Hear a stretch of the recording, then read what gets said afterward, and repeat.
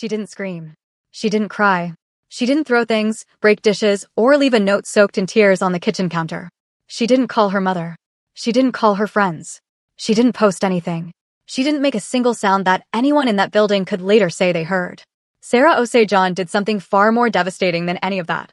She took off her wedding ring, held it for exactly 3 seconds, long enough to feel the weight of 14 years sitting in her palm, and then she dropped it in the trash. Quietly. Deliberately. Like she was discarding something that had expired. Like she had already grieved it, already buried it, already moved through the other side of the pain while her husband was busy choosing someone else. And then she picked up her bag and walked out. No slamming door. No final words. Just the soft, certain click of a latch, the quietest sound John Hyun-soo never heard because he wasn't home. He was with her. The other woman. Laughing at a dinner table across the city while his wife of 14 years was removing every trace of him from her body with the calm, focused energy of a woman who had made up her mind a long time ago and was only now, finally, acting on it. He came home at 2 a.m. The penthouse was dark. That was not unusual. Sarah went to bed early when she had early calls with her father's office in Accra. He moved through the darkness without turning on lights, a habit built from years of operating in spaces where too much visibility was a liability. He poured himself a drink. He sat on the edge of the bed for a moment, looking at the outline of what he assumed was his wife sleeping beside him. He didn't reach for her. He hadn't reached for her in months. He slept. It was 6 a.m. when he found it. He was in the kitchen, still in yesterday's shirt, waiting for the coffee to finish, when something caught his eye in the open trash bin near the counter. A small, sharp glint. Something catching the early light in a way that didn't belong there. He almost ignored it. He almost walked past it and poured his coffee and started his morning and let the day carry him forward the way it always did. But he didn't. He reached in. And when he pulled it out and held it up and recognized it, really recognized it, the specific weight of it, the particular cut of the diamond he had spent 2 hours choosing in a jewelry store on Michigan Avenue 14 years ago because nothing else was good enough for her. Something happened to John Hyun-soo that had not happened to him since he was a frightened young man with nothing. His hands started shaking. He turned toward the bedroom. Walked fast. Pushed the door open. The bed was made. Her side was smooth, unslept in, perfectly arranged. Her closet door was open, not ransacked, not emptied in anger, but carefully, selectively cleared. The things she truly valued, gone. The things that didn't matter, left behind with the same quiet precision she applied to everything in her life. Sarah was gone. Not stormed out. Not temporarily staying with a friend. Gone. He stood in the doorway of that bedroom holding her wedding ring in his fist, and the full weight of what he had done, what he had been doing, slowly, carelessly, arrogantly, for the past 2 years landed on him all at once like a building coming down. His phone buzzed on the nightstand. He crossed the room and picked it up. Dae-young. His enforcer. The message was 3 words. Asterisk call me. Urgent. Asterisk. He stared at the message. Then he looked at the ring in his other hand. Then he sat down slowly on Sarah's side of the bed, the side he had ignored for months, and he did something that would have shocked every single person who had ever feared his name. He just sat there. He didn't call Dae-young back. He didn't move. He just sat on his wife's side of the bed in the early morning silence of a $4 million penthouse that suddenly felt like the loneliest place on earth, turning her ring over and over in his fingers, and tried to remember exactly when he had decided that she wasn't enough. He couldn't pinpoint it. That was the thing. There was no single moment he could point to and say there, that's where I went wrong. It had been gradual. Comfortable. The way all slow disasters are. One compromise. One justification. One evening spent somewhere he shouldn't have been, with someone he had no business looking at twice, telling himself it meant nothing. Until it meant everything. Until Yuna. But before we get to Yuna, and we will get to her, don't worry, because her role in this story is not what you think it is. You need to understand who Sarah Osei truly was. Because this story only hits the way it's supposed to hit when you understand exactly what kind of woman Hyun-soo had sitting across from him every morning at that kitchen table. What he was given. What he was trusted with. What he wasted. Sarah was born in Atlanta, Georgia, to a Ghanaian father and an American mother. She grew up in 2 worlds and never once struggled to carry both. She had her father's stillness, that deep, immovable calm that people chronically mistook for passivity until the moment she decided to correct that misunderstanding. She had her mother's warmth, the kind that made people feel immediately seen and safe in her presence. She had a master's degree in international trade. She spoke 4 languages. She had taken her father's import-export operation from a strong regional business into a quietly formidable international network before she was 30 years old. She did not talk about what she had built. She simply operated at a level that made the talking unnecessary. She was also, and this is the detail that had undone Hyun-soo from the very beginning, completely, almost infuriatingly unimpressed by dangerous men. Not reckless. Not naive. She understood danger perfectly well. She had grown up watching her father navigate complex, high-stakes environments with grace and absolute control. She simply refused to perform off for men who expected it. She met power with composure. She met intimidation with stillness. She met John Hyun-soo at a private business dinner on the 47th floor of a downtown Chicago hotel and spent 3 hours talking to him like he was a person, not a reputation, not a legend, not something to be impressed by or afraid of. Just a person. He had never experienced that before. Not once in his adult life. He called her the next morning. She made him wait a week before she called back, not as a game, but because she had actual things to do and a phone call from an interesting man at a dinner party was not an emergency. He later told his second-in-command, Park Sung-jin, that the week she made him wait was the longest week of his life. Sung-jin had laughed. Hyun-soo had not. They dated for 8 months. He proposed in Accra, on the rooftop of her father's compound, with the lights of the city below them and a ring he had sweated over for 2 hours in a Michigan Avenue jewelry store. Kwame Osei had watched from a window upstairs with an expression on his face that was difficult to read, somewhere between approval and a warning that nobody present had been wise enough to take seriously. If he ever disrespects you, Kwame told his daughter privately that night, it is finished. All of it. Sarah had squeezed her father's hand. He won't, she said. She believed it. Completely. At the time. If Sarah's story is already hitting you, if something about a woman this strong being treated this way is making you feel something, drop it in the comments right now. And if you are new here, subscribe immediately because this story is about to go to places you are not ready for. Like this video, share it, and tell me where are you watching from. Drop your city, your country, your continent in the comments. I want to see my audience. Let's go. The first 4 years of their marriage were not perfect, but they were real. Hyun-soo was present in a way that surprised even him. He came home. He asked about her work and actually listened to the answers. He sat across from Kwame Osei twice a year and maintained the respect that the older man's silence demanded without ever being told explicitly what was required of him. He was, in those years, trying. Sarah saw the trying. She honored it. But the syndicate was growing. The money was getting bigger. The rooms Hyun-soo was operating in were getting more dangerous and more intoxicating in equal measure.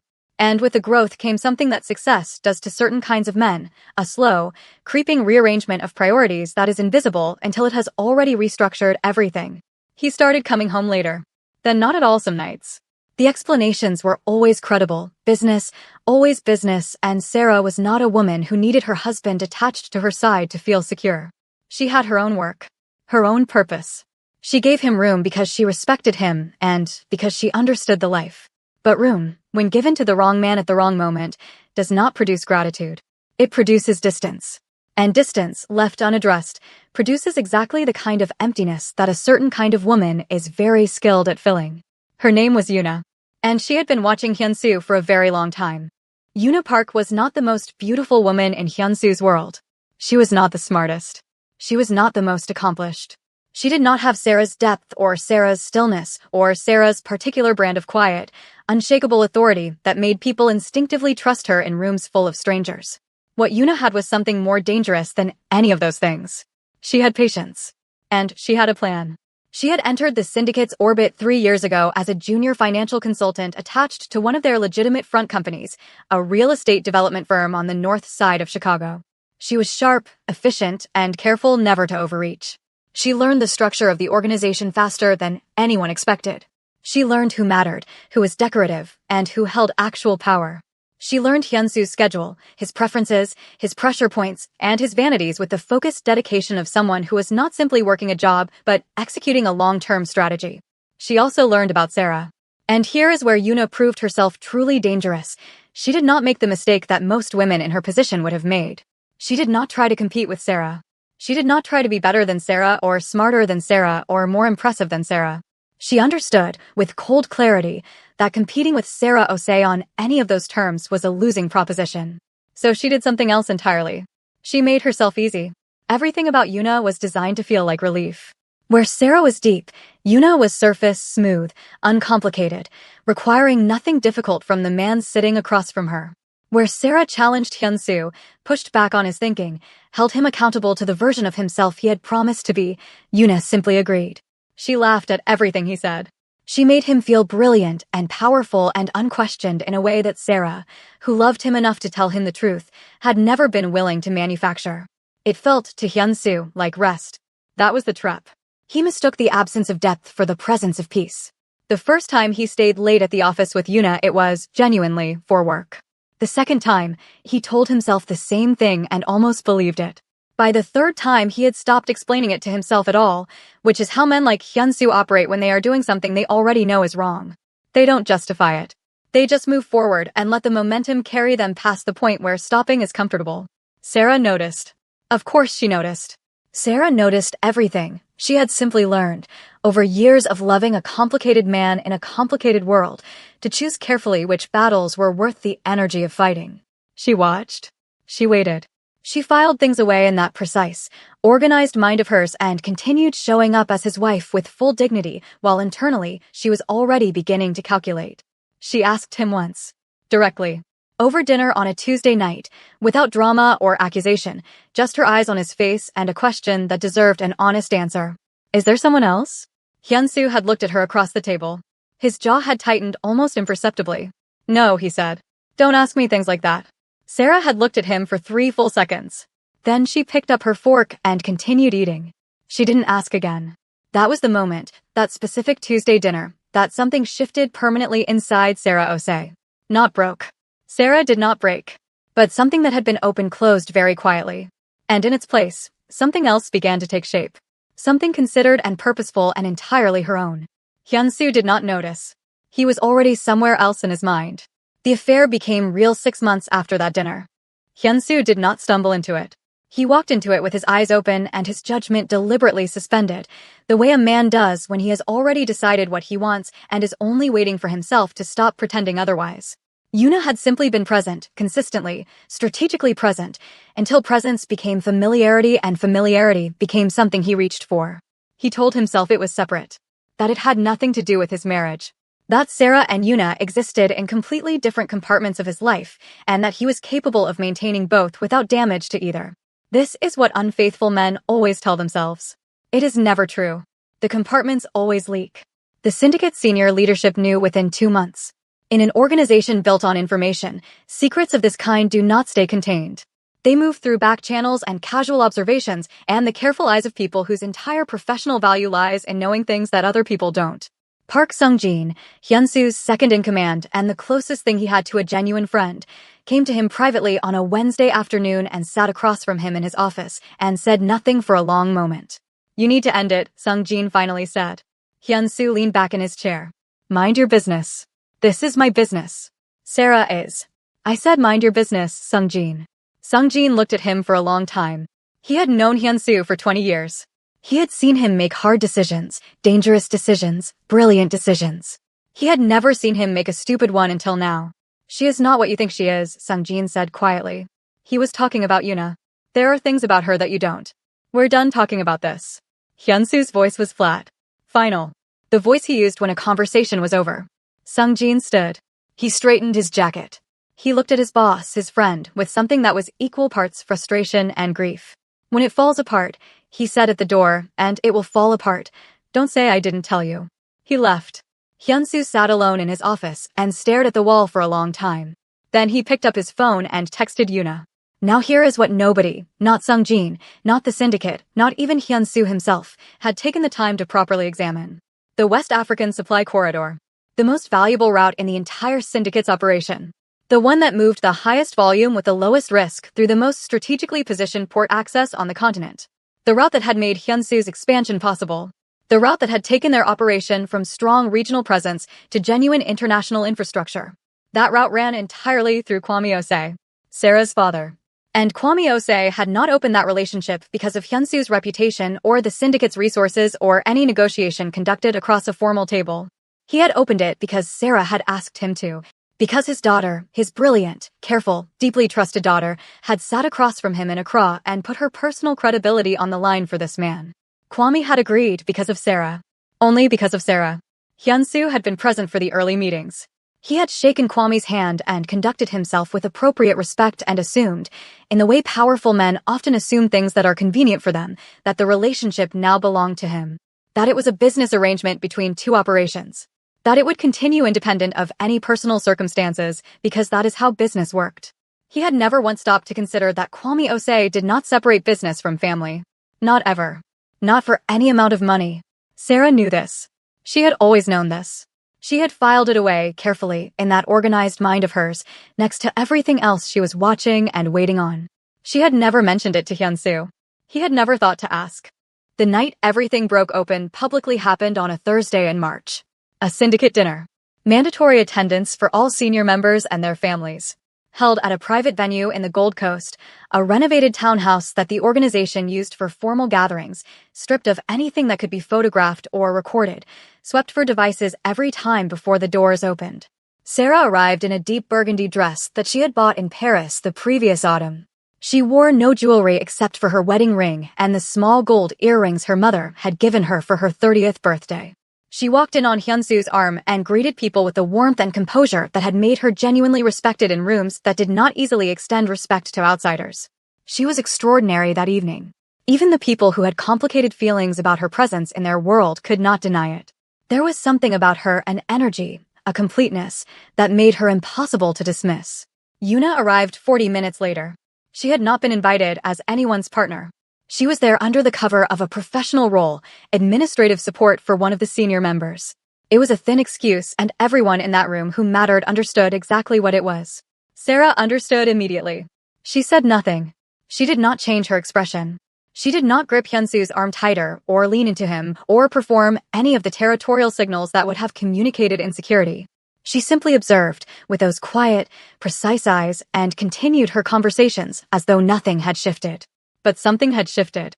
Because Hyun-soo, and this is the part that is almost impossible to understand from the outside, the part that reveals exactly who he had become inside that life, Hyun-soo looked at Yuna across that room and forgot, for a terrible, public, unforgivable moment, to pretend. He crossed the room to her. In front of everyone. In front of his wife. In front of every senior member of the organization who was watching with varying degrees of discomfort and fascination. He crossed the room to Yuna and spoke to her in a low voice and touched the small of her back with a familiarity that required no interpretation. The room went quiet in that particular way rooms go quiet when something has just happened that cannot be undone. Sarah was standing 12 feet away. She saw it. Every person in that room watched her see it. And Sarah Osei-jeon did something that nobody present would ever forget for the rest of their lives. She finished her sentence.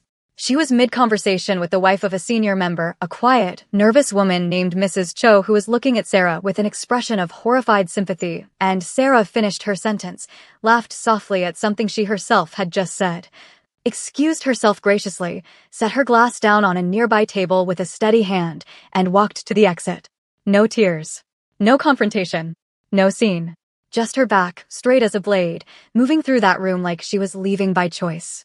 Like this place, these people, this life had simply ceased to be worth her time. The door closed behind her. The room stayed quiet for a long moment. Then Hyun-soo turned around. And for the first time that evening he looked at the space where his wife had been standing and something moved across his face, something complicated and ugly and too late, before his expression closed back down into the flat, controlled mask he showed the world. He did not go after her. That was his final, fatal mistake.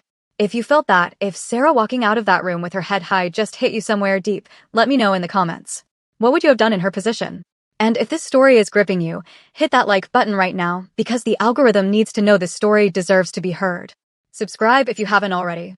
Sarah did not go to a friend's house. She did not go to a hotel in a state of shock, sitting on the edge of a strange bed scrolling through her phone looking for someone to call. She did not drive around the city crying. She did not do any of the things that the people she left behind in that room probably imagined her doing, falling apart somewhere private, grief-struck and undone, waiting for her husband to come after her. She went home. She walked into the penthouse at 10:47 p.m., set her clutch on the kitchen counter, and stood in the center of that beautiful, expensive, carefully decorated space for exactly 1 minute. Just stood there, breathing, looking at everything around her with the calm, systematic eyes of a woman who was no longer looking at her home, but at an inventory. Then she went to the bedroom and changed out of her Paris dress and sat at the small writing desk near the window that overlooked the city and opened her laptop. She made 3 calls that night.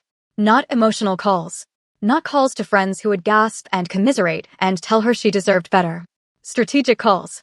The first was to her personal attorney, a sharp, discreet woman named Angela Reeves who had been on Sarah's private retainer for 2 years, which told you everything you needed to know about how long Sarah had been quietly preparing for a moment she prayed would never come. The second call was to her father in Accra. Kwame Osei picked up on the second ring, despite it being nearly 6 a.m. his time. He said nothing when she told him. He simply listened in the way he had always listened, with his full self, with that ancient stillness that had shaped his daughter's character from the time she was small. When she finished talking, he was quiet for a long moment. "Are you safe?" he asked. "Yes," she said. Another silence. "I will wait for your instruction," he said. That was all. No rage. No threats. No dramatic declarations. Just 4 words that carried the weight of everything, 4 words that meant, "I am behind you. I am ready. Tell me when." Sarah closed her eyes briefly. "Not yet," she said. "I need a few more days." "Take what you need," Kwame said. The third call she made that night was brief and logistical to a property management company that handled a furnished apartment she had maintained quietly in the West Loop for 14 months. An apartment that Hyun-soo did not know existed. Paid for through a personal account that was entirely hers, entirely clean, entirely untraceable to anything connected to him or the syndicate. Sarah had not been planning to leave. She needed to be honest with herself about that. She had maintained that apartment the way a careful person maintains an emergency exit, not because she was planning to use it, but because she was the kind of person who understood that the time to build an exit is never when you desperately need one. She had built it anyway. Just in case. Just in case had arrived. She packed that night with the focused efficiency of someone who had mentally rehearsed this moment enough times to move through it without paralysis. She did not take everything. She took what was hers, documents, devices, specific items of personal value, clothing that she had bought with her own money. She left behind everything that was joint, everything that was his, everything that was the marriage. She stood in the bathroom doorway for a moment, looking at the counter where their things sat side by side, his watch, her moisturizer, the small domestic architecture of a shared life, and she felt it then. The grief. It moved through her like weather, sharp and real and physical, and she did not push it away or rush past it. She let it come. She stood in that doorway and felt the full weight of 14 years and everything she had loved and everything she had lost and everything she had tried and everything that had not been enough. 30 seconds. She gave herself 30 seconds. Then she picked up her bag and walked to the kitchen. She stood at the counter for a moment. Her left hand was resting on the surface, and she looked down at it, at the ring. The diamond caught the kitchen light. She thought about the rooftop in Accra. She thought about the jewelry store on Michigan Avenue and Hyun-soo standing there for 2 hours because nothing was good enough. She thought about Tuesday dinner and his jaw tightening and his voice saying, "Don't ask me things like that." She thought about the way he had crossed that room tonight without looking back. She took the ring off. She held it in her palm. 3 seconds. Just like the night he put it on her finger, 3 seconds of holding it with both hands, looking at it, feeling the weight. Then she dropped it in the trash. Not thrown. Not hurled. Dropped. With the same quiet deliberateness she applied to everything. A decision, not a reaction. A conclusion, not a collapse. She picked up her bag. She walked out. The latch clicked softly behind her. Hyun-soo came home at 2 a.m. to a dark apartment and a made bed and a wife he assumed was sleeping. He woke up at 6 a.m. and found the ring. And now he was sitting on her side of the bed with her ring in his fist and 3 missed calls from Daejung on his phone and a silence in that apartment that was unlike any silence he had ever experienced because it wasn't the silence of absence. It was the silence of consequence. The particular quiet of a world that has shifted permanently on its axis while you were looking somewhere else. He finally called Daejung back. His enforcer picked up immediately. "Where have you been?" Daejung's voice was tight. Controlled but tight, which from a man like Daejung was the equivalent of panic. "Talk," Hyun-soo said. "We have a problem with the West African corridor." Hyun-soo was quiet for a moment. "What kind of problem?" "The kind where it stopped. Completely. As of this morning, nothing is moving. Port contact isn't responding. The broker in Lagos went dark overnight. The Accra office, the Osei operation, their communication lines are just gone. Like someone flipped a switch." Hyun-soo said nothing. "Hyun-soo." Daejung's voice dropped lower. "This corridor moves 40% of our volume. If this doesn't come back online in 72 hours, we have commitments we cannot meet. People we cannot disappoint. You understand what I'm saying? I understand, Hyunsu said quietly. He was still holding the ring. Do you want me to reach out to Kwame Ose directly? Dae-young asked. A long pause. I'll handle it, Hyunsu said. He hung up. He sat there for another moment. Then he called Sarah's number. It rang 4 times and went to voicemail. Her voice calm, warm, professional, telling him she was unavailable and to leave a message. He hung up. Called again. Voicemail. He texted. Sarah. Call me. Please. He watched the message. Single tick. Not delivered. She had blocked him. He sat with that for a moment. Then he stood up, straightened his shirt, and called Sung-jin. Sung-jin picked up on the first ring. His voice, when he spoke, had the careful neutrality of a man who had been expecting this call and had already decided not to say I told you so. She's gone, Hyunsu said. I know, Sung-jin said. How do you know? Because Mrs. Cho called her husband last night from the car on the way home, and her husband told me this morning. Everyone knows, Hyunsu. After last night, everyone knows. Hyunsu closed his eyes briefly. I need you to find her. Silence on the line. Sung-jin. I heard you. Another pause. I'll make some calls. But I need to tell you something first, and I need you to actually listen this time. Talk.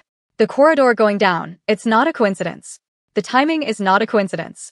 You need to think very carefully about what Sarah leaving actually means for this organization. Not for your marriage. For this organization. Hyunsu's jaw tightened. Find her, he said. He hung up. He walked to the kitchen. Poured the coffee that had been sitting since 6 a.m. and was now cold. Drank it cold anyway, standing at the counter, staring at the city through the floor-to-ceiling windows. 42 floors below, Chicago was already moving, already loud and purposeful and indifferent to the fact that his world was coming apart in a penthouse above it. His phone rang. Unknown number. He answered immediately. Silence on the line. Then a voice he recognized, one of the syndicate's senior figures. Elderly. A man in his 70s who had been in this business longer than Hyunsu had been alive and who did not make phone calls unless the matter was serious enough to require his personal involvement. Hyunsu, elderly said.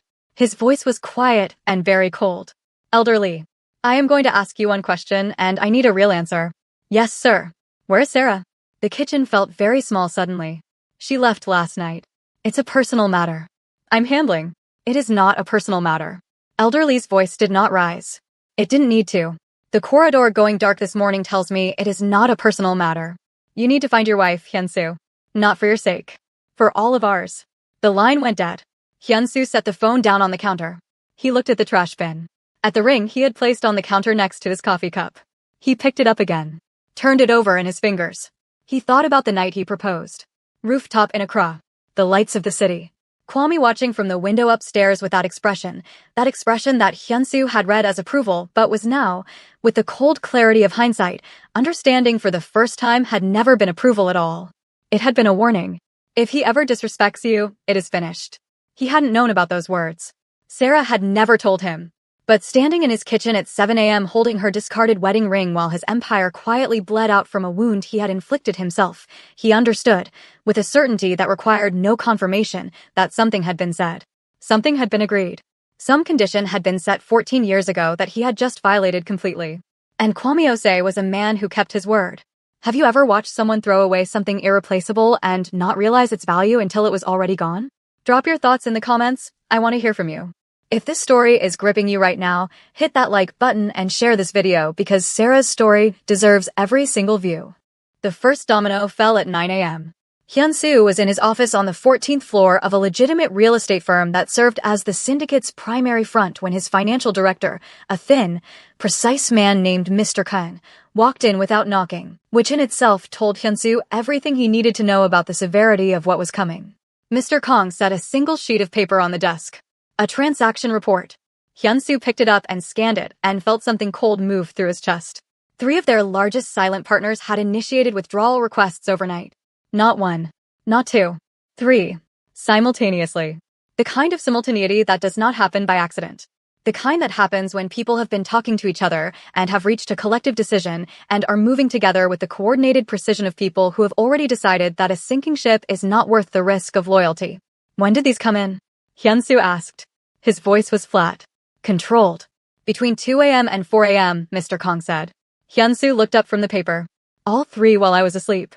Yes, sir. He set the paper down. Who knew about the corridor going dark before I did? Mr. Kang hesitated for exactly 1 second too long. Kong. There were communications yesterday afternoon. Before the dinner. Between the Osei office and Accra, and he paused, choosing his words with the careful precision of a man who understood that delivering bad news badly was its own kind of danger. And at least 2 of the 3 partners who submitted withdrawal requests this morning. Hyun-soo went very still. Yesterday afternoon. Before the dinner. Before Sarah had even seen what happened in that room with Yuna. Before the public humiliation. Before the final breaking point. Which meant the corridor going dark was not a reaction to last night. It was not a spontaneous decision made by a grieving father in response to his daughter calling him in tears. It had been scheduled. Planned.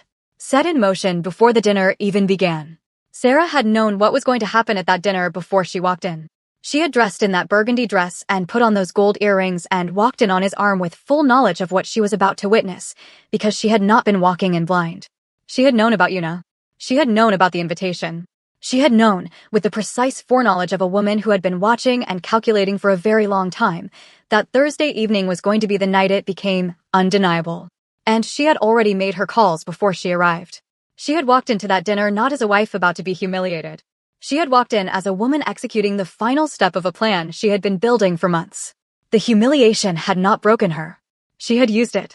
She had let it happen publicly, in front of witnesses, so that no one could later question or minimize what Hyun-soo had done. So that the record was clean and the cause was unambiguous. Sarah Osei did not react. She documented. Hyun-soo sat back in his chair and felt the full architectural genius of what his wife had done settle over him like cold water. Get out, he said quietly to Mr. Kang. Mr. Kang left without another word. Sung Jin came in 20 minutes later. He sat across from Hyun-soo and placed his phone on the desk between them, screen up, displaying a message thread. Read the bottom, Sung Jin said. Hyun-soo leaned forward and read. The message was from an anonymous contact that Sung Jin's network had flagged overnight. It was brief. It contained 3 pieces of information, the identities of 2 individuals who had been feeding information about the syndicate's internal structure to a rival organization operating out of Los Angeles, the account numbers of 2 shell companies that had been skimming from the syndicate's legitimate revenue streams for 8 months, and the name of the person who had introduced both individuals to the rival organization in the first place. Hyun-soo read the name at the bottom of the message. He read it again. Then he looked up at Sung Jin. Yuna, he said. The word came out flat, almost quiet. The way a man says something when he is not surprised and is furious at himself for not being surprised. Sung Jin said nothing. He didn't need to. How long? Hyun-soo asked. From what I can piece together. Since before she joined the firm. She came in with an agenda already in place. The Los Angeles organization identified you as an expansion target 18 months ago. She was their insertion point. Sung Jin paused. She was never interested in you personally, Hyun-soo. You were the access point. The affair was the mechanism. Keep you distracted, keep you making bad decisions, keep you isolated from the people who might have seen what she was doing. He glanced at the phone, people like Sarah. Hyun-soo was quiet for a very long time. Sarah knew, he said. It wasn't a question. I think Sarah suspected. Whether she had confirmation, Sung Jin shrugged carefully, I don't know. But I think it's worth asking yourself why a woman as intelligent as your wife, who clearly saw something was wrong, chose not to confront Yuna directly. Not to expose her.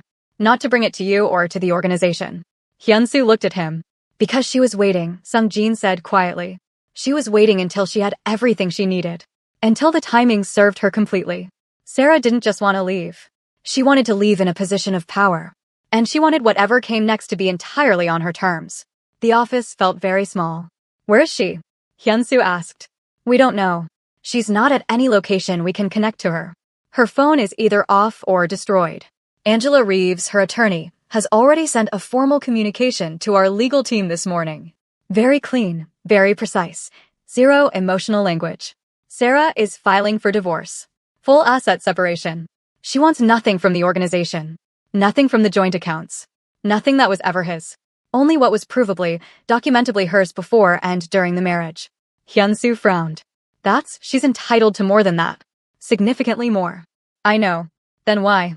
Because she doesn't want your money, Hyun-soo. Sung Jin's voice was not unkind, but it was very direct. She never wanted your money. She wants to be clean. She wants to walk away from everything connected to you and leave nothing behind that could be used to pull her back. No joint assets means no leverage. No leverage means no reason for this organization or anyone in it to ever have cause to involve themselves in her life again. Hyun-soo absorbed this. She's protecting herself, he said. She's protecting herself, Sung-jin confirmed. Completely. Intelligently. She thought of everything. A long silence settled over the office. Outside the window, Chicago moved through its ordinary Friday with total indifference. Somewhere in the city, or perhaps already beyond it, perhaps already on a plane, perhaps already sitting in her father's compound in Accra surrounded by people who loved her without condition, Sarah Osei was living the first hours of a life entirely her own. Hyun-soo turned the ring over in his fingers. He had been carrying it since this morning.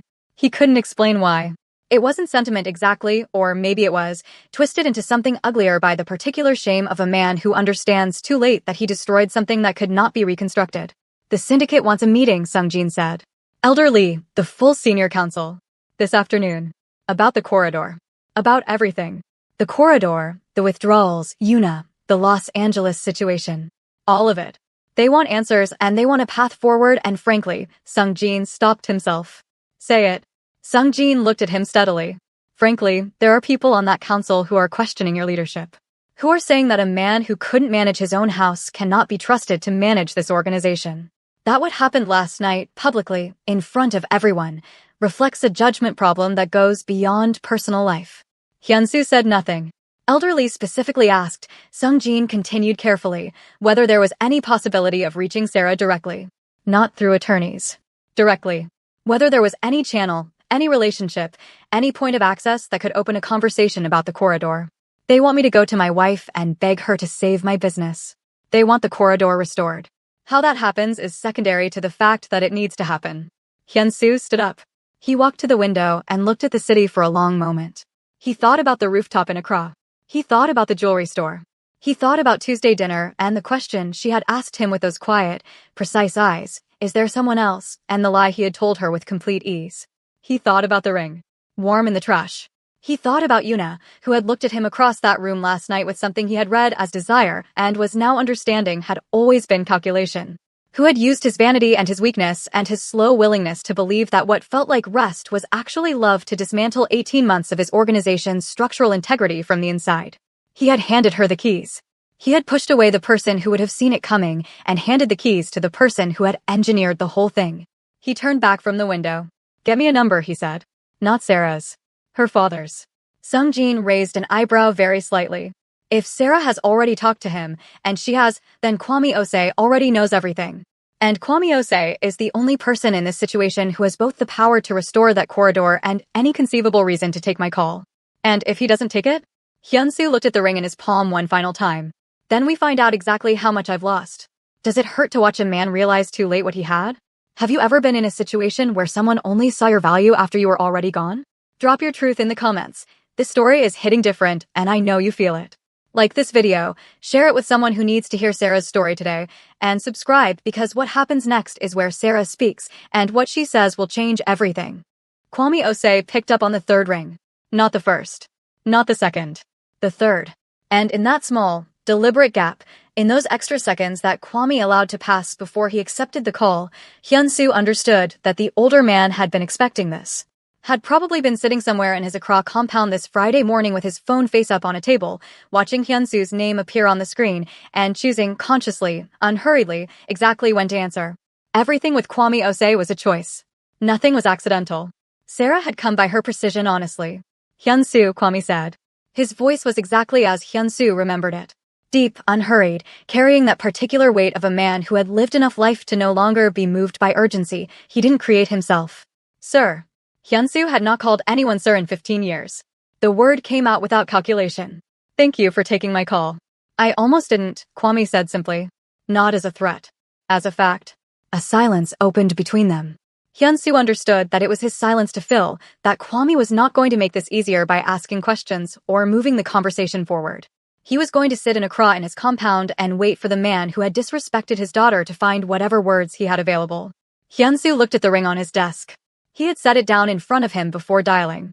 He didn't know exactly why, maybe as a reminder of what this call was actually about. What it was actually costing him. What it should have cost him before it came to this. I hurt your daughter, he said. Publicly. Repeatedly. In ways she did not deserve and never earned. I have no defense for it and I'm not calling to offer one. Kwame said nothing. The corridor, Hyun-soo started. Do not talk to me about the corridor. Kwame's voice did not rise. It dropped. Quieter and significantly more dangerous. Do you understand me? Do not sit on that phone and open this conversation with my daughter's pain and then move immediately to your business. Do not do that. Hyun-soo stopped. Closed his eyes briefly. You're right. I'm sorry. Another silence. Longer this time. She called me 8 months ago, Kwame said finally. Did you know that? No. 8 months ago she called me and she did not cry and she did not ask me to do anything. She simply told me what was happening in her marriage and she asked me one question. She asked me whether the condition I had set 14 years ago, the condition she told me she had never shared with you, still stood. Hyun-soo's jaw tightened. What did you tell her? I told her it had never stopped standing. A pause. I told her that I had given her time because she loved you and because I respect my daughter's choices. But that my word, once given, does not have an expiration date. 8 months ago, Hyun-soo said quietly. She's been planning this for 8 months. She has been preparing, Kwame corrected him. There is a difference between planning to leave someone and preparing to survive the leaving with your dignity and your future intact. Sarah was not plotting against you. She was protecting herself because the man who was supposed to protect her had stopped doing his job. The words landed without drama and hit harder for it. I need to ask you something, Hyun-soo said. Ask. Is there anything, any conversation, any terms, any path that leads to the corridor being restored? Not for my sake. I understand my position clearly. But there are people connected to this operation who have nothing to do with what happened between Sarah and me. Obligations that go beyond my personal situation. A very long silence. That is not a question for me, Kwame said. Hyun-soo frowned. Sir, the corridor was opened because of Sarah. It was closed because of Sarah. Whether it reopens is therefore also because of Sarah. I am her father. I am not her decision-maker. The faintest shift in Kwame's voice, something almost like pride. You want an answer to that question, you find a way to ask my daughter. If she agrees to speak to you, that is entirely her choice. She's blocked me on everything. Then I suggest, Kwame said, with the measured patience of a man who had run out of sympathy, but not out of fairness, that you find a way to be worth unblocking. The line went quiet for a moment. Is she all right? Hyun-soo asked. The business calculation was gone from his voice now. Just the question. Raw and unguarded in a way he hadn't allowed himself to be all morning. Kwame considered this for a moment. She is with her family. She is safe. She slept. A pause. She is heartbroken, Hyun-soo. Do not mistake her composure for the absence of pain. My daughter feels everything deeply. She simply refuses to perform her suffering for people who don't deserve the show. Hyun-soo closed his eyes. I know, he said quietly. I know that about her. Then you always knew what you had, Kwame said. Which means the choices you made were not made in ignorance. They were made in comfort. That is a harder thing to forgive. He hung up. The syndicate meeting happened at 3 p.m. in the private townhouse in the Gold Coast, the same venue where everything had publicly collapsed less than 24 hours earlier. The irony was not lost on anyone present. Hyun-soo sat at the head of the table out of habit and watched the faces of 11 men who had built things alongside him and were now looking at him with varying arrangements of disappointment, calculation, and barely concealed readiness to move in whatever direction self-preservation pointed. Elder Lee sat at the far end of the table with his hands folded and his expression unreadable. Hyun-soo did not wait for the accusations to organize themselves into formal objections. He spoke first. The corridor is down because I violated an agreement that underpinned it. Not a business agreement. A personal one. I gave my word to a woman who made the corridor possible and I broke it. That is the direct cause of where we are today. He looked around the table. I am not going to insult anyone in this room by pretending otherwise or constructing a version of events that protects my position at the expense of the truth. The room was very quiet. Additionally, he continued, there is a more immediate structural problem that requires action before this meeting concludes. He nodded to Sung-jin, who placed printed copies of the message thread, the one identifying Yuna's connection to the Los Angeles organization, in front of each person at the table. The quality of the silence changed as people read. Elder Lee read without expression. When he finished, he set the paper down with the careful deliberateness of a man controlling a significant internal response. How long has this been active? Elder Lee asked. 18 months, Hyun-soo said. She came in with the agenda already in place. I was the access point. He stopped for the briefest moment. My personal situation was the mechanism that kept the access open. Nobody said anything. Nobody needed to. She needs to be removed, Elder Lee said. Completely. Immediately. And the Los Angeles situation needs to be addressed with appropriate seriousness. Agreed, Hyunsu said. I'll handle it personally.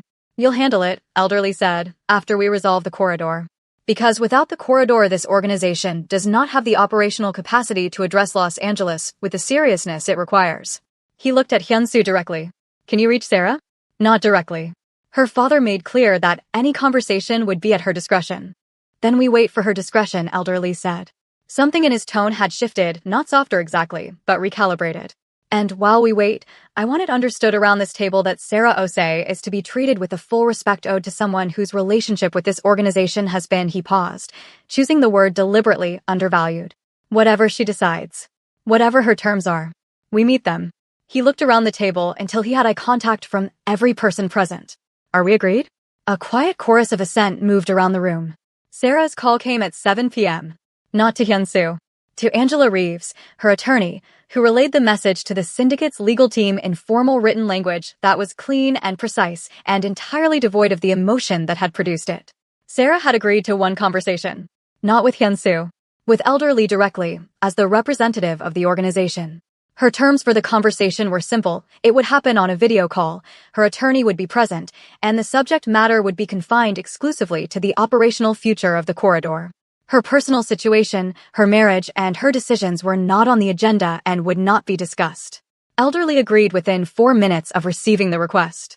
The call happened at 9 p.m. Hyunsu was not on it.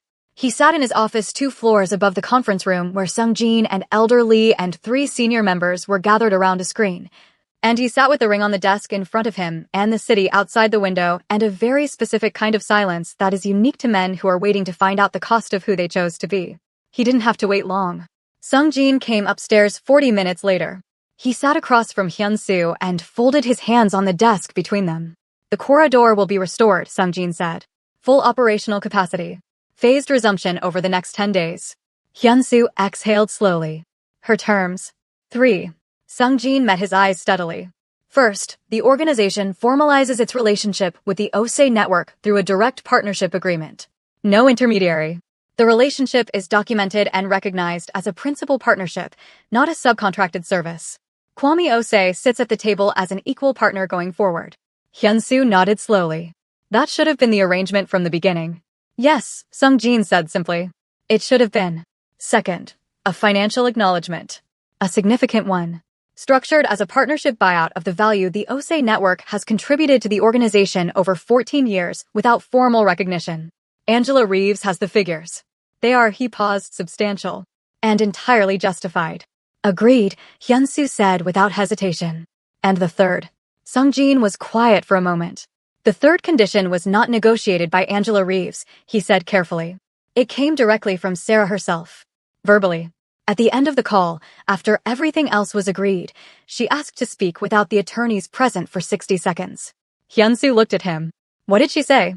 She said, Sung-jin looked down briefly, as though recalling the exact words. She said that the third condition was that John Hyunsu be removed from his operational position within the organization. Not prosecuted, not harmed, not pursued in any way. Simply removed. She said she would not rebuild a business relationship with an organization that was still being run by a man whose judgment had already proven fatal to it once. The office was very still. Elderly agreed? Hyunsu asked. Elderly agreed before she finished the sentence, Sung-jin said quietly. Hyunsu sat with that for a long moment. He looked at the ring. He looked at the city. He looked at the 14 years contained in the space between those two things, the ring and the city, the choice he had made and the life it had cost him. Then he nodded. Once. Slowly.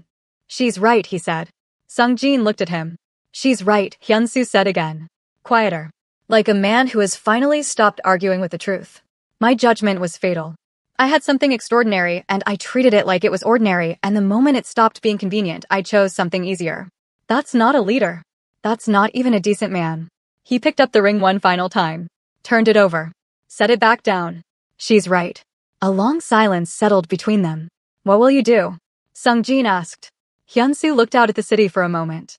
Then he pushed back from the desk and stood up and straightened his jacket with the automatic composure of a man who had spent decades keeping himself together in rooms where falling apart was not an option. I'll do what she asked, he said. I'll step down. I'll make it clean. No resistance, no conditions. He paused. And then I'll figure out who I am when I'm not hiding behind all of this. He walked to the door. Hyun-soo, Sung-jin said behind him. He stopped. For what it's worth, Sung-jin's voice was careful, genuine. She didn't ask for your destruction. She could have. She had everything she needed to take this organization apart completely. She chose not to. Hyun-soo was quiet for a moment. I know, he said.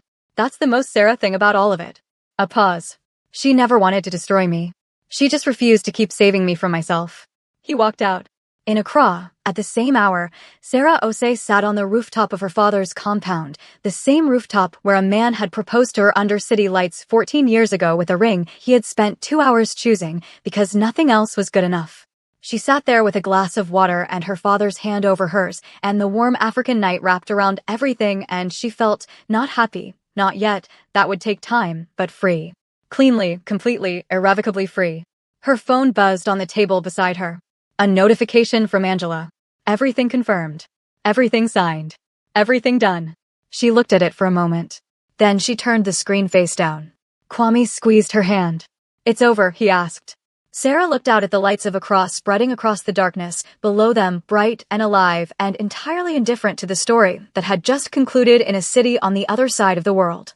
No, she said quietly. A small, certain smile moved across her face. It's not over. She looked at her father. It's just finally mine. And that is the story of Sarah Osei. A woman who never begged, never broke, and never once confused a man's inability to recognize her value with the reflection of her worth. She did not leave in pieces. She left in power. She did not ask to be chosen. She made herself impossible to replace, and when he replaced her anyway, she made sure he felt every single consequence of that decision for the rest of his life. Not out of revenge. Out of standards. There is a difference. Sarah knew the difference. And that difference was everything. If Sarah's story moved you, if something about a woman who stayed quiet, stayed strategic, and stayed winning hit you somewhere real, this comment section is yours. Tell me what you felt. Tell me what Sarah's walk out of that room meant to you. Tell me about the moment in your own life when you finally chose yourself. If you watched this entire story from beginning to end, you're exactly the kind of person this channel was built for. Hit that like button right now. It takes 1 second, and it means everything for getting this story to the people who need to hear it. Share this video with someone who needs Sarah's energy in their life today. And subscribe.